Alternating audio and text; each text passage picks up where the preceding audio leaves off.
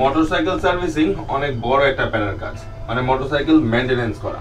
আর সেখান থেকে আমরা যারা রেগুলার বাইক ছাড়া কিছুই বুঝি না, আমাদের অফিসে যাতায়াত থেকে শুরু করে যে কোনো কিছু অন্যদিকে মুভ করা থেকে শুরু করে আমাদের সারাদিন যেখানে বাইক আর বাইক থাকে, সেখানে আমরা যদি রেগুলার বাইক সঠিকভাবে মেইনটেনেন্স না করি তাহলে একটা প্যারা।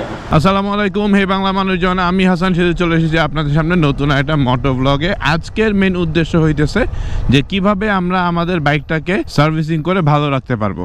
কিন্তু কিভাবে আমি যাবো দিক দিয়া?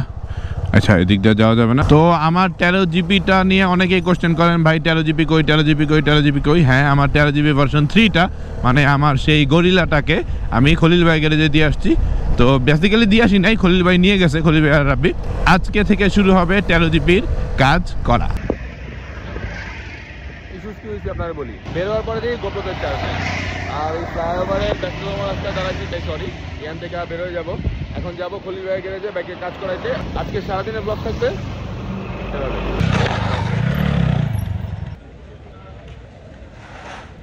একটা গ্যারেজের সবচেয়ে ইম্পর্টেন্ট জিনিস কি? ট্রাস্ট। এই হচ্ছে 13 জিবি। সবাই আমার প্রশ্ন করে যে 13 জিবি কই, 13 জিবি কই। তো 13 জিবি পরে আছে খলিল ভাইয়ের গ্যারেজে, বাট যেটারে আমরা খুব তাড়াতাড়ি নতুনভাবে রিস্টোর করবো। প্রথমে কাজ হইতেছে এটা যে প্রবলেমগুলো আছে, প্রবলেমগুলো সলভ করতে হবে, যেটা আমাদের মাস্টার খলিল ভাই করবো। আর বাকিগুলা নতুন রং, নতুন স্টিকার, নতুন ট্যুর, সবকিছু হবে ইনশাআল্লাহ, আল্লাহ যদি রিজিক রাখে। বাট প্রথম কাজ হইতেছে এটারে ঠিক করা। বাইকের প্রবলেমগুলো বুঝাই দিলাম। মেইন ইস্যুটা হইতেছে যে আপনার এমন কোনো জায়গায় আসলে মোটরসাইকেলটা সার্ভিস করতে হবে যেখানে আপনি ট্রাস্ট করতে পারবেন। তো এই জিনিসটা অনেক বেশি ইম্পর্টেন্ট। আর এই ট্রাস্টের ইস্যুর কারণে কিন্তু আমরা যে কোনো সার্ভিস সেন্টারে আমাদের নিজেদের শখের মোটরসাইকেলটা সার্ভিস করতে পারি না। তো খলিল ভাই আমাদের একজন স্টান রাইডার এবং খুব ভালো মেকানিক। তো আমার মনে হয় আমার 13 জিবির যে প্রবলেমগুলো আছে এগুলো সলভ করতে পারবে। খলিল ভাইয়ের এখান থেকে বাইকটা দিয়ে বের হয়ে আসছি। আজকে মনে হয় না অফিসে যেতে পারবো, কারণ অলরেডি প্রায় 5টা বাজে। এখন যাচ্ছি দ্বীপের দোকানে বসবো, ছোট্ট একটু কাজ আছে। এখনকার সময় দিন অনেক ছোট, একটু বিকাল হয়ে গেলেই দেখবেন সন্ধ্যা হয়ে গেছে, আর শান্ত দেখা যায় না। অলরেডি বনশ্রী চলে আসছি, দ্বীপের দোকানে একটু বসবো, এখানে বাকি কাজগুলো শেষ করবো। তো চলে আসছি দ্বীপের দোকানে। ইস্যুসটা হইতেছে যে যেই সময়টুকু আমি কাজ করবো এই সময়টুকু একটা কনসেন্ট্রেশন দেওয়ার মতো জায়গা লাগবে। যদিও দ্বীপের দোকান কনসেন্ট্রেশন দেওয়ার মতো জায়গা না, বাট এখানে বসে বসে আমি চা খেতে পারবো আর টুকটাক কাজগুলো শেষ করতে পারবো। যে জিনিসটা বলতেছিলাম যে মোটরসাইকেল সার্ভিস করানোর জন্য সবচাইতে আগে দরকার ট্রাস্ট, কিন্তু ট্রাস্টের পাশাপাশি আরও কিছু জিনিস দরকার। এখন আপনি ট্রাস্ট করেন কিন্তু সেই মেকানিক কাজ করতে পারে না, তাহলে তো হবে না। মেকানিকের কাজও জানতে হবে।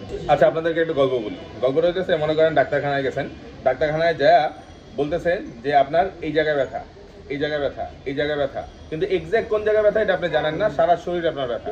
ডাক্তার আপনার কি ব্যথা এটা ধরতে পারতেছে না, কারণটা হইতেছে আপনার আঙ্গুলের আগায় ব্যথা।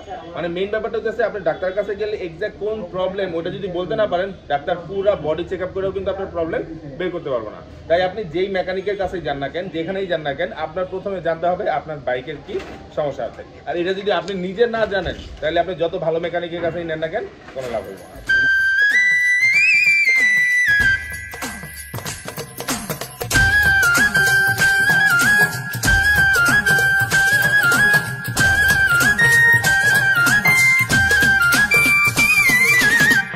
তো দ্বীপের দোকানে বসে বসে যেই কাজগুলো ছিল, হাতের কাজগুলো শেষ করলাম। আজকে সারাদিন বাইকে উঠা গ্লাস ছাড়া বাইক চালাইছি। তো যেটা বলছিলাম, উদ্দেশ্য হচ্ছে খলিল ভাইয়ের এখানে বাইকটাকে ঠিক করাবো, এরপরে পুরো বাইকটাকে নতুন একটা লুক দিতে হবে। কালার অনেক জায়গা নষ্ট হয়ে গেছে, কালারগুলো ঠিক করব। এরপরে নতুন একটা স্টিকারও করার ইচ্ছা আছে। আর পাশাপাশি এই টোটাল নতুন লুকটা আনার একটা ইচ্ছা, রাস্তায় অন্তত পার হওয়ার সময় মোবাইল টিপেন না। আচ্ছা, যাই হোক, যেটা বলতেছিলাম, মেইন উদ্দেশ্য হচ্ছে আল্লাহ যদি রিজিক রাখে এই উইন্টারে কিছু ট্যুর করব।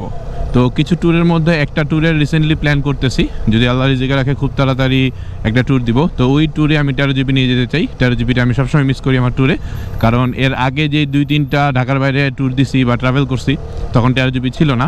সিরাজগঞ্জ, ময়মনসিংহ বা চিটাগাং, কক্সবাজার এগুলো সব 13 জিবি ছাড়াই করছি, বাট আমি আমার 13 জিবিটারে খুব বেশি মিস করি। তো এই কারণে আসলে 13 জিবিটাকে আবার রেডি করতেছি নতুনভাবে আপনাদের সামনে। আর রেগুলার 13 জিবিটা চালাবো, আর এই বাইকটা মোস্ট প্রবাবলি আমি স্টান্টের জন্য ইউজ করব। এই টোটাল ভিডিওতে আপনারা একটা জিনিস লক্ষ্য করে দেখবেন, অনেকে হয়তো খেয়াল করেন নাই, কিন্তু আমি আপনাদেরকে বলে দিই, যেটা হচ্ছে যে আমার নিজের সার্ভিস সেন্টার থাকা সত্ত্বেও আমি কেন খলিল ভাইয়ের কাছে আসলে সার্ভিস করাতে গেলাম। যে গল্পটা কিছুক্ষণ আগে আপনাদেরকে শোনাইলাম, যে আসলে আপনাকে এক্সাক্ট প্রবলেমটা জানতে হবে ডাক্তারের কাছে যাওয়ার আগে। তো আমার বাইকের এক্স্যাক্ট যেই প্রবলেমটা আছে এই প্রবলেমটা একটা কাস্টমাইজেশন করতে হবে, ছোট্ট একটা ব্যাপার আছে। এই কাস্টমাইজ করার যে ব্যাপারটা এটা আমি জানি খলিল ভাই খুব ভালো করতে পারবে, এই কারণে খলিল ভাইয়ের কাছে যাওয়া। আর হ্যাঁ, ওই পার্টসটা আমি পুরো পাল্টাই ফেলতে পারতাম, কিন্তু পাল্টাইতে গেলে 3-4 হাজার টাকা খরচ করার চাইতে আমার মনে হয়েছে খলিল ভাইয়ের দিয়া যদি কাস্টমাইজ করে ওটা ঠিক করে ফেলতে পারি তাহলে আমার জন্য আসলে সাশ্রয়ী হবে অনেকখানি। ওই উদ্দেশ্যেই আসলে খলিল ভাইয়ের কাছে বাইকটা নিয়ে যাওয়া। খলিল ভাই ওই ব্যাপারটা অনেক এক্সপার্ট কার্বোরেটর রিলেটেড প্রবলেমগুলোতে। কার্বোরেটর রিলেটেড প্রবলেম যদি আপনাদের কারো থাকে যেটা আপনারা সলভ করতে পারতেছেন না, অবশ্যই খলিল ভাইয়ের কাছে আসতে পারেন। খলিল ভাই কার্বোরেটরের কাজ অনেক ভালো করে। তো যাই হোক, এগুলো সব কিছু বাদ, আপাতত আমি এখান থেকে চলে যাব সরাসরি বসুন্ধরা। অফিসে আর যাওয়া হইলো না, অফিসে একটু ফাঁকি মারতেছি রিসেন্টলি। তো বসুন্ধরা যাব, বসুন্ধরা থেকে আবার বের হব 300 ফিটের দিকে। তো এখন আর বকবক না করি, সরাসরি বসুন্ধরার দিকে যাই, কারণ এমনি অনেকক্ষণ ধরে ল্যাপটপ ইউজ করার কারণে মাথা ঝিম খেয়ে ধরে রাখছে, যদিও 2-3টা চা খাওয়া হয়ে গেছে। এখন জ্যাম ফেস করতে হবে, তো জ্যামের মধ্যে আপনাদেরকে আর পেরেশানি দিচ্ছি না, সরাসরি বসুন্ধরা দেখা হচ্ছে আপনাদের সাথে। গতকালকে রাতে আপনাদেরকে 300 ফিটে নিয়ে যাব, 300 ফিটের রাস্তা রাতের বেলা দেখাবো, এই উইন্টারের একটা রাতের ভাইব ভিডিওতে দেখাবো। এমনটা বলে আসলে ভিডিও শেষ করছিলাম, কিন্তু ঘটনা হইতেছে যে বাসায় যাওয়ার পরে এত ঠান্ডা লাগতেছিল কেউই আর বেরোতে চায় নাই, যার কারণে 300 ফিটে যাওয়া হয়নি। আপনি মোটরসাইকেল সার্ভিসিং যেখানেই করান না কেন, এক একটা মেকানিক এক এক রকম হতেই পারে, কেউ কাজ বেশি জানতে পারে, কেউ কাজ কম জানতে পারে, এটা প্রবলেম না। বাট মেইন ফ্যাক্ট যেই জিনিসটা আপনারা খেয়াল করবেন সেটা হচ্ছে যে কোনো মেকানিক আপনার সাথে চিট করছে কিনা। কেউ যদি চিট করে তাহলে ওই সার্ভিস সেন্টারে যান না, ওই সার্ভিস সেন্টারের মেকানিক যত ভালো কাজই পারুক না কেন আপনি এখানে যান না, কারণ যে আসলে চিট করবে সে ভালো কাজ পারা সত্ত্বেও আপনার কোনো না কোনো ক্ষতি করার চেষ্টা করবেই। কারণ মেকানিকের উপরে ভরসা করেই আমরা আসলে মোটরসাইকেল সার্ভিসিংয়ের সময় খরচ করি, যে পার্টস পাল্টাইতে হবে, এটা পাল্টাইতে হবে, এটা ডেভেলপ করতে হবে, এটা ঠিক করতে হবে। তো সেখান থেকে যদি মেকানিক চিটার হয় তাহলে তাকে প্রমোট করেন না, কোনো ভাই ব্রাদার থেকে শুরু করে তার কাছে কাউকেই রেফার করেন না। আমরা অনেক সময় অনেকটাই ভুল জায়গায় রেফার করে দিই। তো মেইন ফ্যাক্ট ওইটা না, আমি আমার মোটরসাইকেলের এক একটা সময়ের কাজ এক এক জায়গায় করাই, কারণ এক একজন এক একটা ব্যাপারে এক্সপার্ট থাকে, সেই কারণে। তো আমিও চেষ্টা করি যে যারা আসলে চিট করে না তাদের কাছেই আমার মোটরসাইকেলটি সার্ভিসিং করাতে।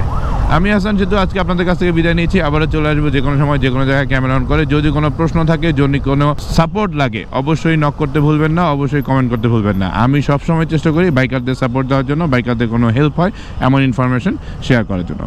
আপাতত আমি হাসান সেতু আপনাদের কাছ থেকে বিদায় নিচ্ছি, আবারও চলে আসবো যে কোনো সময় যে কোনো জায়গায় ইনশাল্লাহ। আল্লাহ বাঁচায় রাখলে আগামীকালকেই নতুন কোনো ব্লগে। আল্লাহ হাফেজ।